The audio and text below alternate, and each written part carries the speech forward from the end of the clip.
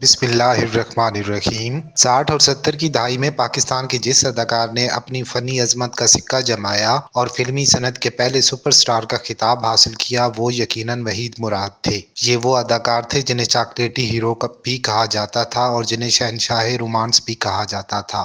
ان کے بالوں کا سٹائل بھی بہت مقبول ہوا تھا، اور یہ حقیقت ہے کہ برصغیر پاک و ہند میں دلیپ کمار کے بعد جس اداکار کے بالوں کا سٹائل سب سے زیادہ مقبول ہوا، وہ وحید مراد تھے۔ وحید مراد اپنے والدین کے ہی اکلوتے نہیں بلکہ فلمی دنیا میں بھی یکتا اور منفرد اداکار تھے۔ ان کی چال ڈھال، نشست و برخاست اور انداز و گفتار کسی دوسرے فنکار سے میل نہ کھاتے تھے۔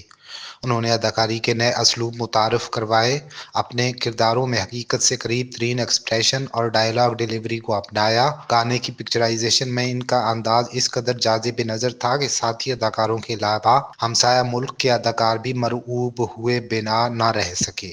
ان کا سراپا گانے کی دھن سے کمال انصاف کرتا۔ ان کے جسم کا ہر عضو اور خصوصاً پاؤں موسیقی کے سموں کے ساتھ کھیلتے ہوئے محسوس ہوتے۔ ان کا منفرد ہیئر سٹائل ان کے چہرے کو مزید دلکش بنا دیتا۔ 2 اکتوبر 1938 کو سیالکوٹ میں پیدا ہونے والے وحید مراد اداکار، فلم ساز اور اسکرپٹ رائٹر تھے۔ انہوں نے کراچی کے ایس ایم آرٹس کالج سے گریجویشن کی۔ اس کے بعد کراچی یونیورسٹی سے انگریزی ادبیات میں ایم اے کیا۔ 1959 میں انہوں نے فلم ساتھی میں مہمان اداکار کی حیثیت سے کام کیا۔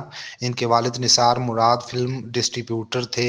وہ 1961 میں ریلیز ہونے والی فلم انسان بدلتا ہے کے پروڈیوسر تھے۔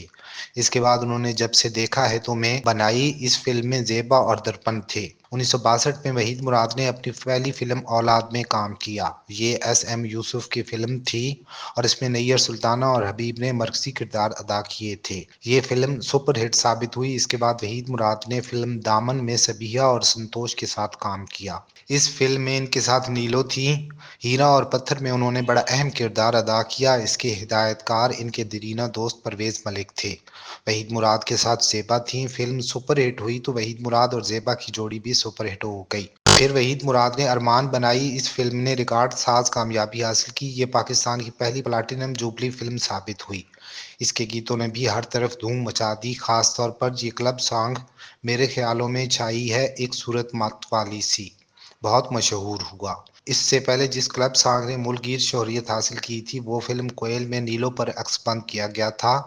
اس کلب سانگ کے بول تھے دل جلا نہ دل والے۔ پھر انہوں نے احسان بنائی لیکن یہ فلم خاطر خواہ کامیابی حاصل نہ کر سکی، لیکن وحید مراد کی شہرت کا آفتاب چمک رہا تھا۔ انہوں نے بعد میں کنیز، دیور بھابھی، انجمن، سالگرہ، خلش، ملاقات، پھول میرے گلشن کا، تم سلامت رہو، دل میرا دھڑکن تیری، بہارو پھول برساؤ، ناگ منی، دولت اور دنیا، شمع، شبانہ، نذرانہ اور سوریا بھوپالی جیسی کامیاب فلموں میں اداکاری کے جوہر دکھائے۔ ان کی ہیروئنوں میں زیبا، دیبا، شمیمہ آرا، رانی، شبنم، عالیہ اور روزینہ شامل تھیں۔ انجمن اور دیور بھابھی میں انہوں نے سبیہ خانم کے دیور کا کردار ادا کیا تھا جسے بہت پسند کیا گیا۔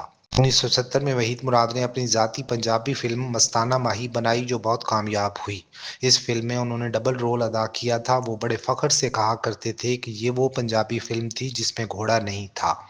بعد میں انہوں نے کچھ اور پنجابی فلموں میں اداکاری کی جس میں عشق میرا ناں، جوگی، پرواہ نہیں کے نام لیے جا سکتے ہیں۔ وحید مراد کو گانا عکس بند کرانے میں جو مہارت حاصل تھی وہ پاکستان کے کسی اور اداکار کے پاس نہیں تھی۔